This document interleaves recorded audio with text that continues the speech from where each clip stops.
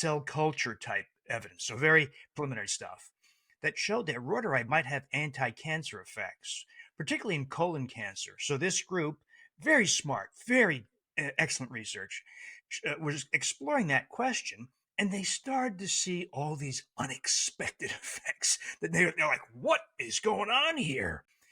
They saw that the animals stayed young. They didn't get fat and lose their hair and stop mating. They played with each other. They groomed each other.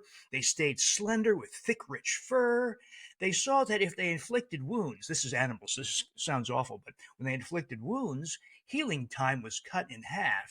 They showed that there was a dramatic rise in testosterone in elderly mice, a marked increase in growth hormone, an amplification of the immune response, so much so, as you recall, as you and I age, the thymus gland, right here beneath the sternum, shrinks starting at age 15.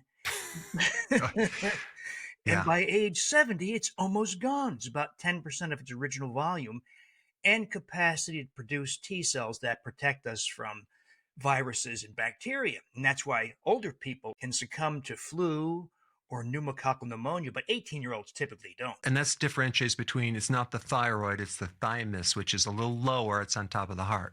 Exactly. It's the thymus gland, the seat of T cell immunity, of the immune response. Well, that's restored, and it's restored back to its original size in mice. In mice, no Wow. one's done that Wow. human study yet. So all these extraordinary observations in mice, and so I decided to get this microbe and play with it.